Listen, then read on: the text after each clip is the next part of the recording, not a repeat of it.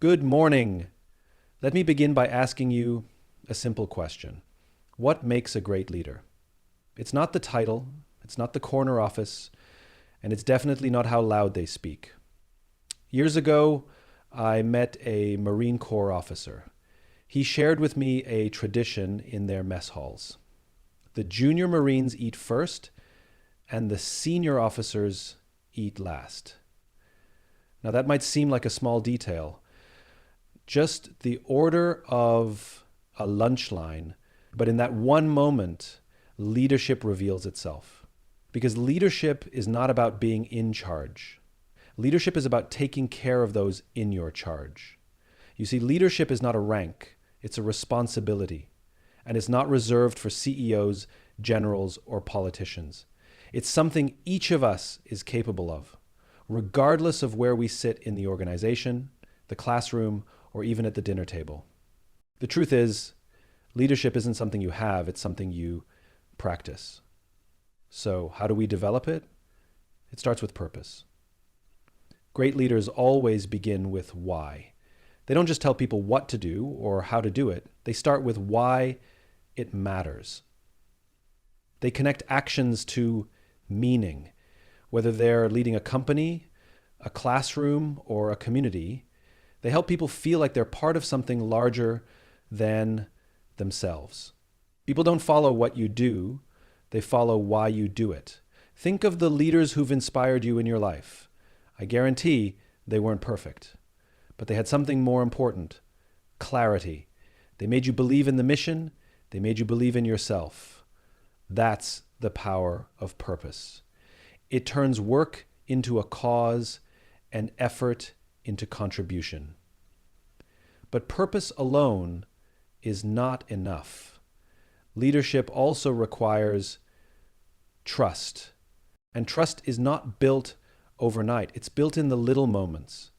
It's built when we admit mistakes, when we ask for help, and when we stand up for someone who can't speak for themselves. Trust is built when we show up, not just when it's easy, but when it's inconvenient. I once worked with a team where the leader never yelled, never micromanaged, and never boasted. But when you walked into that room, you could feel something rare. Psychological safety. People spoke their minds, they challenged ideas, they laughed, they created. That team didn't have the best budget or the flashiest tech, but they had each other. They had trust.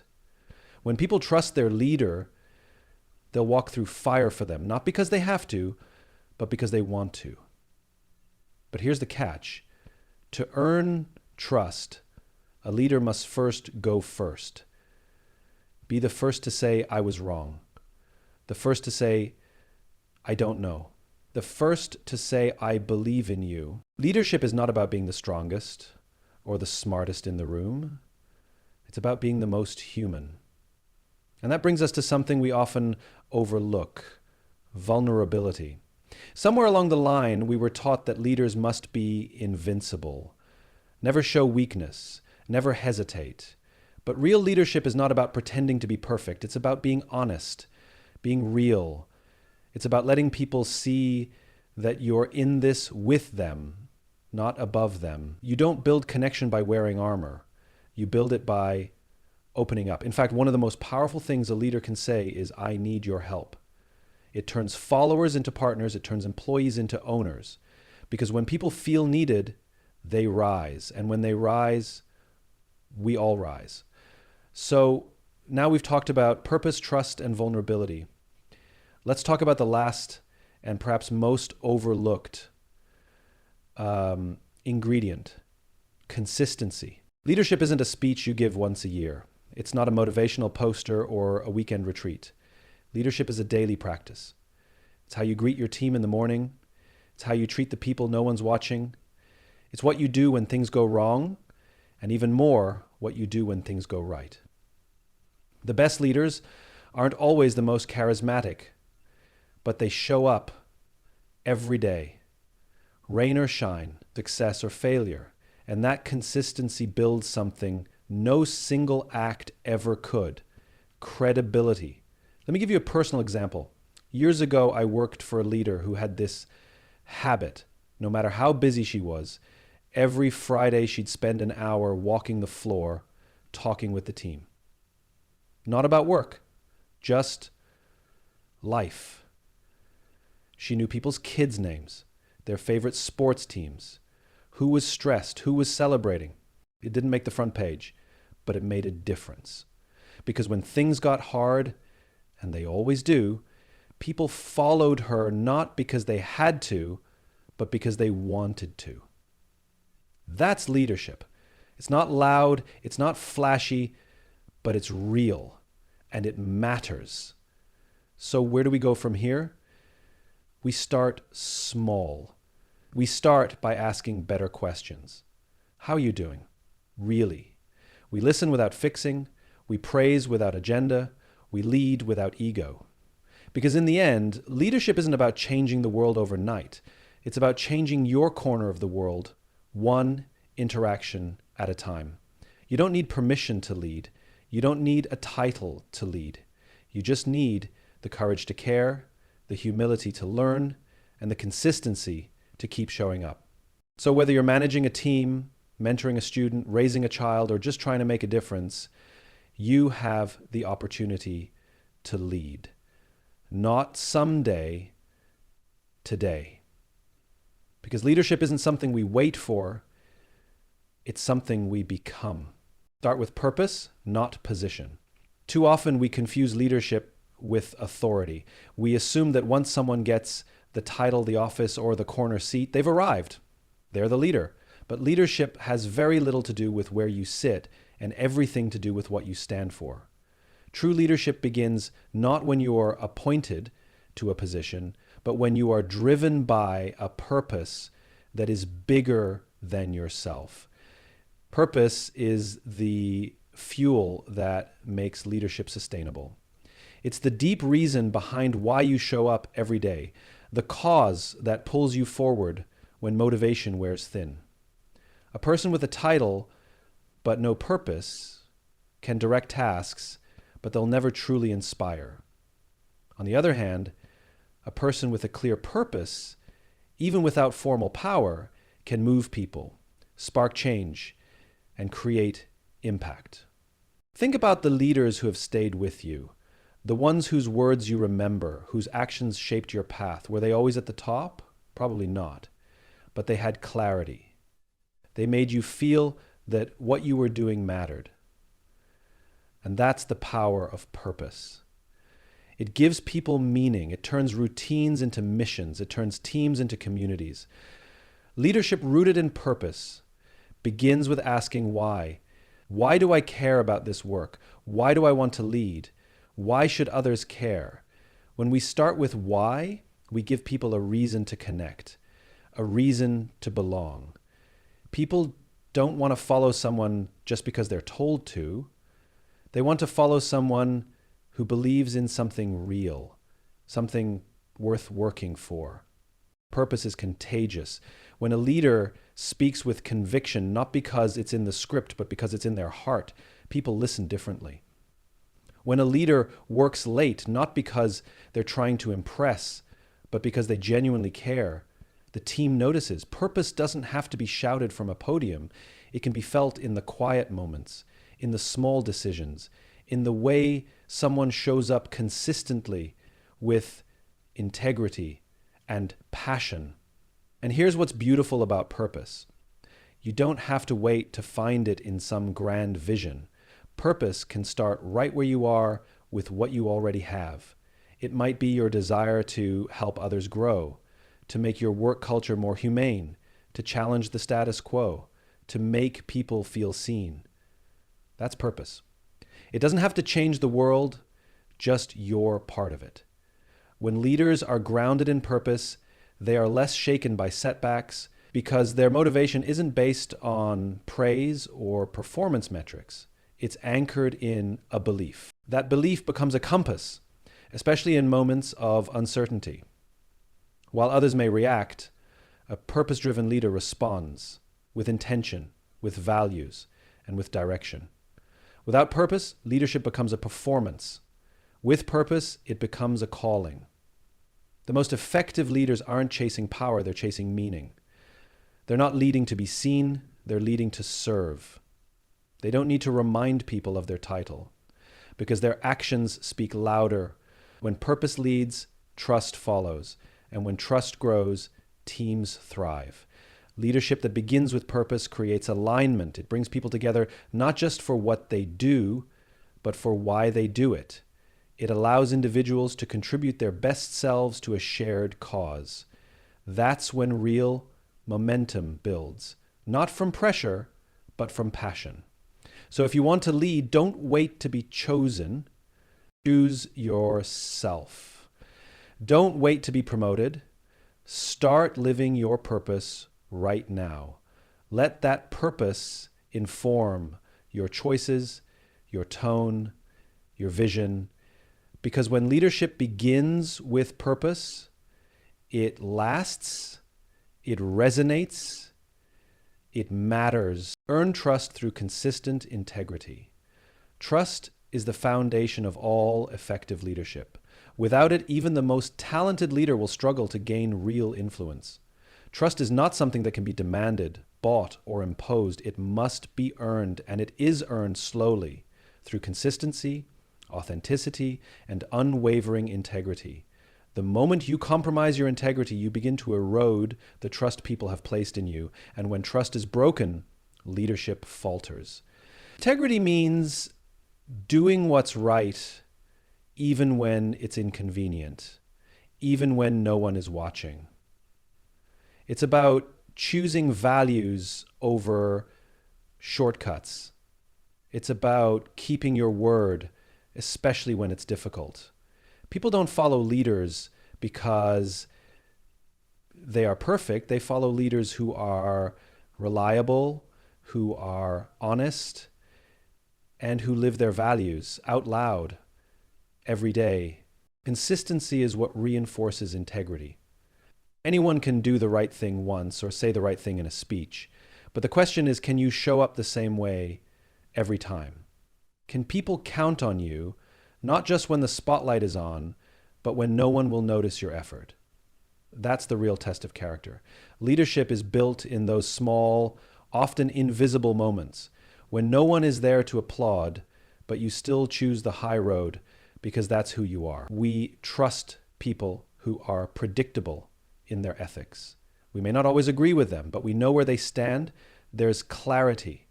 There's alignment between their words and their actions. That's what creates confidence. When a leader's values shift with the room they're in or the people they're speaking to, trust disappears. People begin to question whether the leader is genuine or simply performing. And the moment that doubt creeps in, the bond between leader and team weakens. Trust also grows when leaders admit their mistakes. Integrity is not about perfection, it's about honesty. When a leader says, "I got that wrong," or "I should have handled that differently," they don't lose credibility, they gain it. Because owning failure shows humility, and humility creates connection. People trust leaders who are human, who are willing to be accountable, who don't deflect blame or pretend to have all the answers. In high-performing teams, trust is not a luxury, it's a necessity. It's what allows people to speak up, to challenge ideas, to admit when they're overwhelmed. A leader's consistent integrity creates a safe environment where people can take risks, where innovation can happen, where relationships can deepen. Without trust, people retreat. They protect themselves, they stay quiet, and progress stalls. Integrity also means fairness. It means treating everyone with respect, not just the ones who are easy to get along with or the ones who can do something for you. When a leader plays favorites or allows their personal bias to influence their decisions, trust erodes. But when leaders are consistent in how they listen, support, and guide, they build a culture of equity and respect. In today's world, where cynicism is high and attention is short, integrity stands out. People are looking for someone they can believe in, someone who says what they mean and means what they say. A leader who embodies consistent integrity becomes a steady force, someone others can anchor to in times of change and uncertainty. That steadiness creates stability. And from stability, strength emerges. It doesn't matter how smart you are, how many ideas you bring, or how hard you work. If people don't trust you, they won't follow you. They may comply, but they won't commit. Real leadership isn't about getting people to do what you say. It's about inspiring them to believe in you enough to want to follow your lead. And that belief is rooted in trust. Always. Lead with vulnerability, not ego. We are taught to associate leadership with strength, confidence, and control. We're told to be decisive, assertive, and unshakable. But the most powerful leaders are not the ones who pretend to have it all figured out. They're the ones who are willing to say, I don't know, I need help, or I made a mistake. Vulnerability isn't weakness. It's the courage to be real. And in a world full of polished performances, being real is rare and deeply powerful. Leadership through ego is about protecting an image. It's about always being right, never admitting fault, and maintaining a sense of superiority. That kind of leadership might command compliance, but it never earns loyalty. People may follow out of fear or obligation, but not out of respect or connection. Ego builds walls. Vulnerability builds bridges. When leaders are vulnerable, they create space for others to be human. They make it okay for people to speak honestly, to share doubts, to admit struggles. That openness doesn't create chaos. It creates safety. It signals to the team that their leader is not above them, but beside them.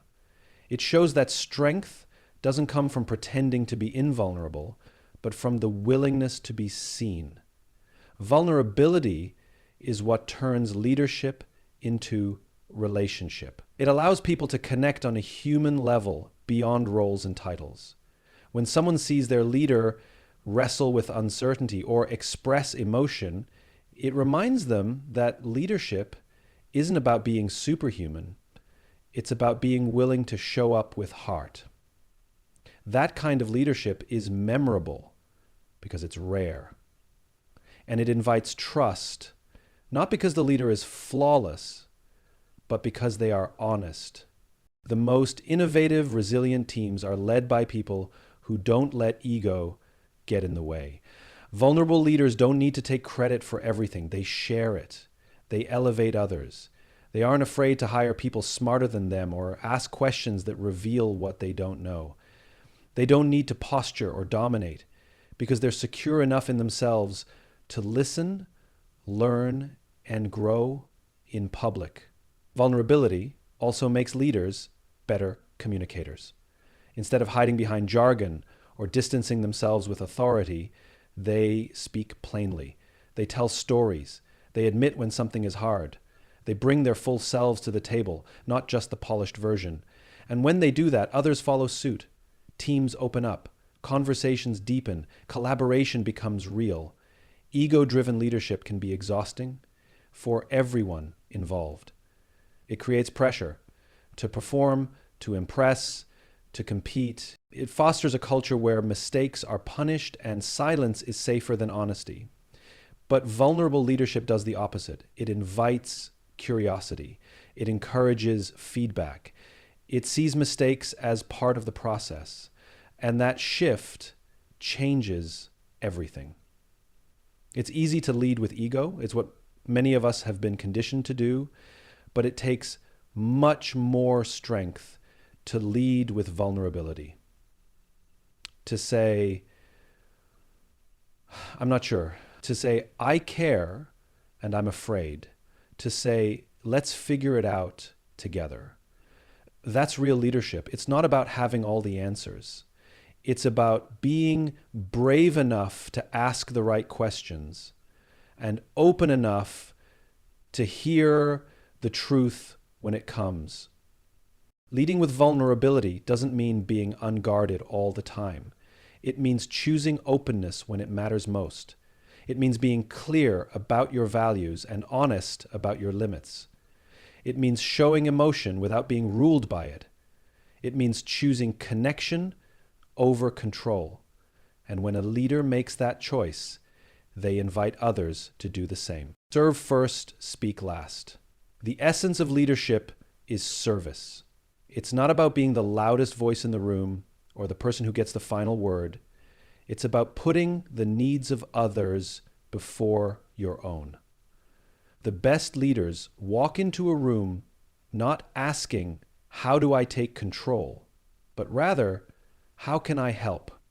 They measure their success not by how much power they hold, but by how many people. Leadership begins with listening. Not the kind of listening where you wait for your turn to talk, but the kind where you set aside your ego, stay fully present, and genuinely want to understand. When a leader listens before they speak, they show respect. They give people dignity. They signal that every voice matters, not just their own. And in doing so, they invite honesty, engagement, and trust. Serving first means making others feel safe, seen, and supported. It means removing obstacles so that your team can thrive. It means being more focused on what the group needs than on proving that you're right. The best leaders don't spend their energy trying to look important. They use it to make others feel important. They ask more than they tell. They coach more than they command. Leadership is not a spotlight, it's a responsibility. A servant leader doesn't seek followers to validate their own status. They empower people to become leaders themselves. That kind of leadership creates momentum. When people feel believed in, they stretch further, try harder, and care more. They don't just show up, they invest. To serve first is also to lead with humility. It's recognizing that you don't need to have all the answers, that others might see something you don't, that your greatest value might not be in giving direction, but in clearing the path so others can lead the way. Humility is not thinking less of yourself, it's thinking of yourself less. It's knowing that leadership is not about you. Even if the spotlight lands on you, speaking last isn't about being silent. It's about creating space for others. It's about resisting the impulse to fill every gap with your opinion. When a leader holds back, listens fully, and lets others go first, something powerful happens. People feel ownership, they feel trusted, and they rise to the occasion. Speaking last allows you to absorb the room, gather insights, and reflect. It gives your words more weight when you finally do speak, because you've listened with intention. Some of the most influential leaders speak softly and rarely, but when they do speak, people lean in, because their words are thoughtful, measured, and rooted in service. They don't speak to show off what they know, they speak to elevate the conversation. That kind of leadership isn't about dominating a room, it's about shaping its direction with care and clarity.